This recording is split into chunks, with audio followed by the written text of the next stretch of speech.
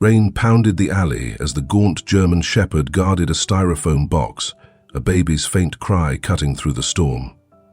Two men emerged, syringe gleaming, but his snarl and snapping jaws drove them back. Why would this broken stray defy death for a child no one wanted? The German shepherd limped through the alley, his matted fur clinging to his bony frame like a soaked rag. Once, he'd been Max, a name whispered by a kid who tossed him scraps. Now he was nothing, just a shadow weaving through the dark, ribs poking out beneath his drenched coat. His paws splashed in shallow puddles, each step slow and heavy from hunger and cold. Rain hammered down, a relentless roar, but then a sound cut through it. A weak, trembling cry. He froze, ears twitching. The noise came again, softer this time, like a whimper swallowed by the storm. He lowered his snout, sniffed the wet air, and followed it. Past a tipped-over trash can, around a pile of soggy cardboard, he found it. A white styrofoam box nestled in the garbage. Inside, a baby girl shivered, her tiny body wrapped in a thin, soaked blanket. Her lips were purple. She cried, barely audible over the wind. She was alone, abandoned. The dog tilted his head, staring at her. His stomach growled, but something else stirred in him. He nosed the box, then froze as footsteps sloshed closer. Two men emerged from the shadows, their faces half hidden under hoods. One clutched a syringe, the needle glinting as he asserted, "Quick before it stops breathing." "Make sure it's quiet," the other hissed, glancing around. "No one's going to miss this thing." The dog's hackles rose. A low growl rumbled in his throat, growing into a snarl as he stepped between them and the box. The man with the syringe lunged, but the dog was faster. He sank his teeth into the guy's ankle, shaking hard. "Shit!" the man yelped, dropped the syringe as he stumbled back. "Get it off me!" The second guy swung a boot, catching the dog's side. Pain flared, but he held on, growing louder until the men bolted, cursing as they splashed out of sight. Breathing hard, he turned back to the box. The baby's cry had weakened, her little chest heaving. He nosed the styrofoam, dragging it with his teeth into a corner shielded by a rusted dumpster. There, he curled his scrawny body around it, pressing close to share what little warmth he had. His wet fur dripped onto the blanket, but he didn't move. His amber eyes flicked toward the alley's mouth, watching for those men to slink back. They didn't. Not yet. He let out a soft bark, just loud enough to test the air, then went silent. The baby's whimpers faded into shallow breaths, and he stayed there, a trembling guard in the dark. Hours passed. The rain didn't let up, pounding the pavement like a drum. His legs ached, his breath fogged in faint clouds, but he didn't budge. The baby once stirred. A tiny hand brushed his muzzle. He licked it gently, tasted salt and cold skin. "Stay with me," he seemed to say, though no words came. He didn't know how long he could hold out. Hunger gnawed at him, and the chill sank deeper into his bones, but he wouldn't leave her, not now. By dawn, the storm still raged, a grey curtain over the town. The dog lay there, his head resting near the box, eyes half open but sharp. His body shook, exhausted, pulling at him, yet he clung to that flicker of purpose. The baby breathed, faint, fragile, alive. In the distance, a siren wailed, too far to mean anything yet. He didn't move, didn't hope, he just waited. A lone sentinel in a world that had forgotten them both. Grace Thompson trudged through the alley, her boots splashing in the muddy aftermath of the night's storm. At 50, she'd seen her share of rough mornings. Shift starts at the diner, didn't care about weather, but today felt heavier. Her raincoat flapped against her knees, and the umbrella she clutched wobbled in the lingering wind. She was halfway to work when a faint sound stopped her cold. A low, raspy whine, like something hurting. She squinted into the grey haze, her breath catching as she spotted it. A dog, curled tight around a white styrofoam box near a dumpster. His fur was a soggy mess, his body trembling, but his eyes locked on her, sharp, pleading. "Hey, buddy," she murmured, stepping closer. "What have you got there?" The dog didn't move, just watched as she knelt beside him. Then she saw it, a tiny face peeking from the box, pale. Grace's heart lurched. "Oh my God," she gasped, hands shaking as she brushed the damp blanket aside. The The baby's chest rose faintly, her skin icy to the touch. Alive, but barely. "Hang on, sweetheart," she whispered, fumbling for her phone. She dialed 911, her voice cracking. "I've got a baby here, abandoned in an alley off Maple Street. She's freezing. Hurry!" The operator's calm instructions blurred in her ears as she stared at the scene. The dog shifted, nudging the box closer to her, like he was handing over his charge. Sirens wailed in the distance, growing louder until an ambulance screeched to a stop at the alley's mouth. 2 paramedics rushed over, their boots pounding the wet pavement. "Step back, Mom," one said, but Grace couldn't tear her eyes away. "She's hypothermic," the other paramedic announced, lifting the baby gently. "Pulse is weak, but she's fighting."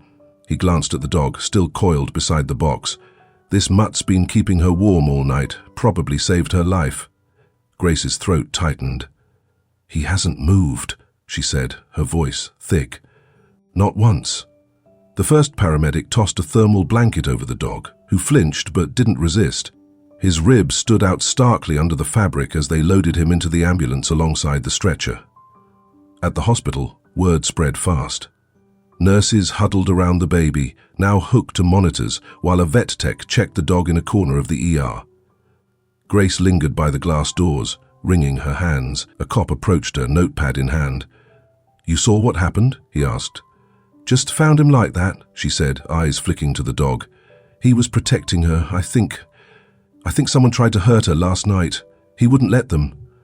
The cop scribbled, nodding. "Folks are calling it a miracle. We're naming her Mira, means miracle in some language. And him? They're saying guardian. Fits, don't it?"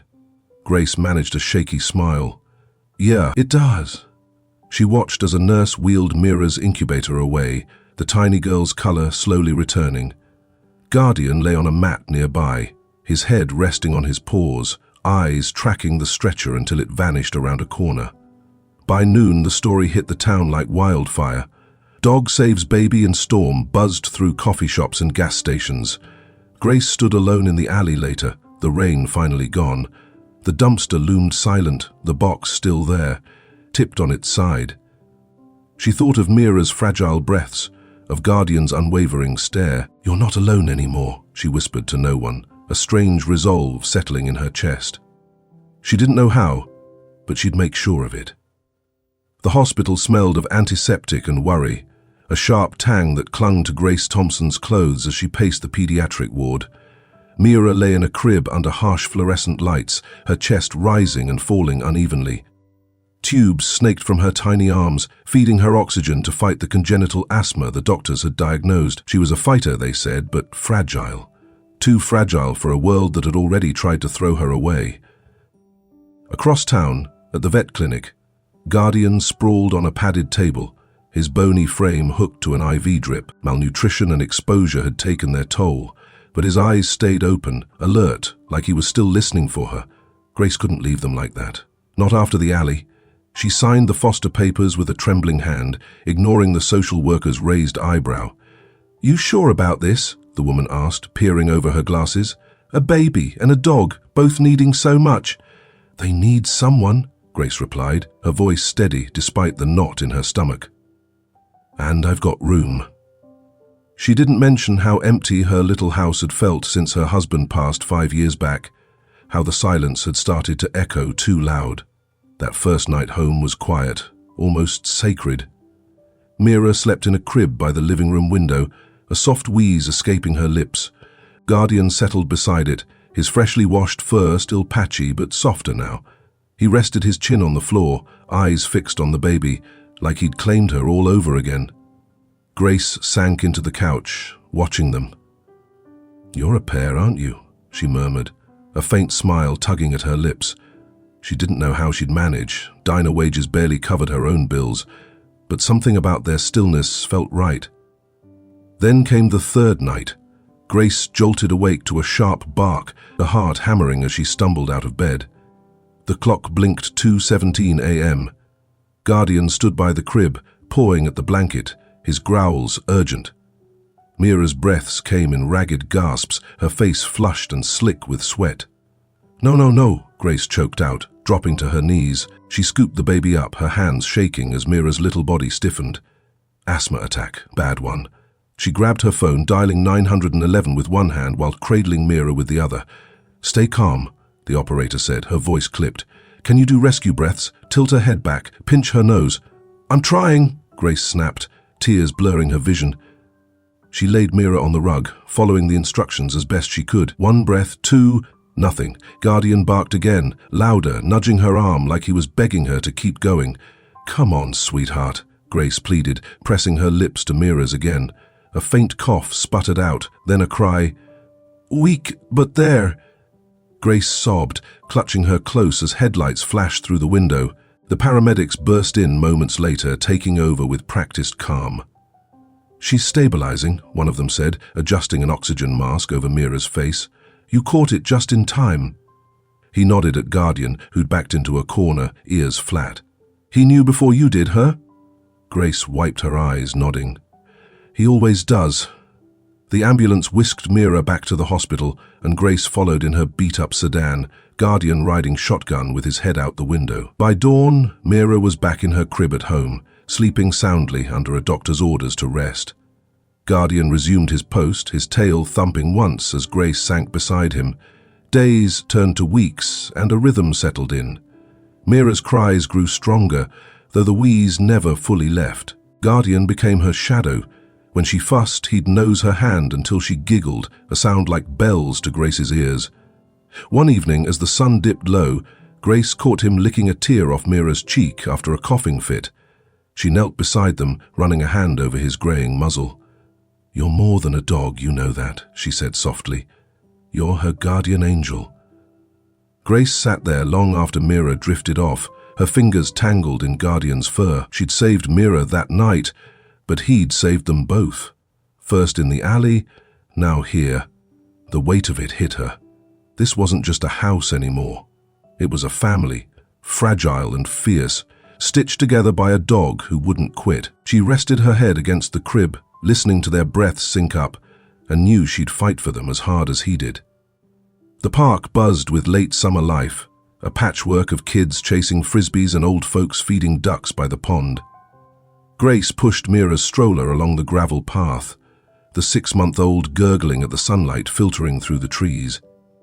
Guardian padded beside them, his new leather collar glinting, a gift from a neighbor who'd called him the town hero. His limp was gone, his coat thicker now, though scars still peeked through the fur. People waved as they passed, some snapping photos.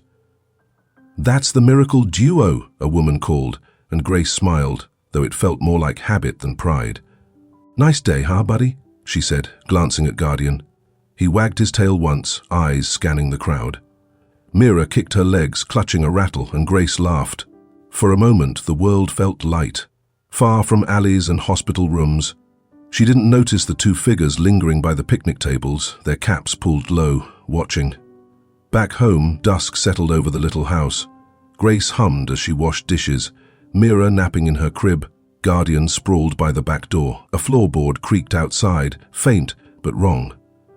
Guardian's ears shot up, a low growl rumbling in his chest. Grace froze, suds dripping from her hands. "What is it?" she whispered, peering through the kitchen window. Shadows shifted near the shed, two men, one clutching a crowbar, the other a burlap sack. Her pulse spiked. She grabbed her phone, dialing 911, but before she could speak, Guardian bolted upright, barking sharp and fierce. "There's someone outside my house," she hissed to the operator. 108 Elm Street, hurry!"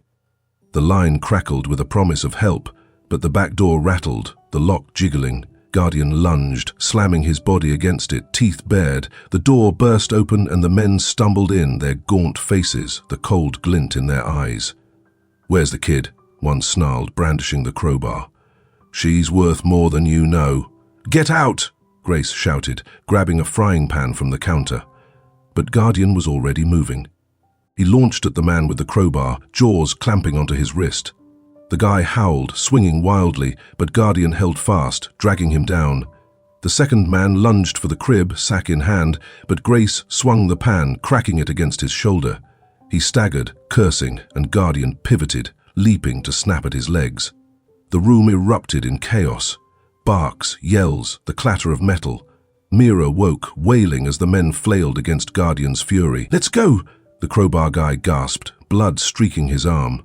They stumbled out, tripping over the porch steps, and Guardian chased them into the yard, snarling until their footsteps faded into the night. Sirens wailed closer, red and blue lights flooding the street. Cops swarmed the house minutes later, flashlights cutting through the dark. Grace clutched Mira, rocking her as an officer took her statement.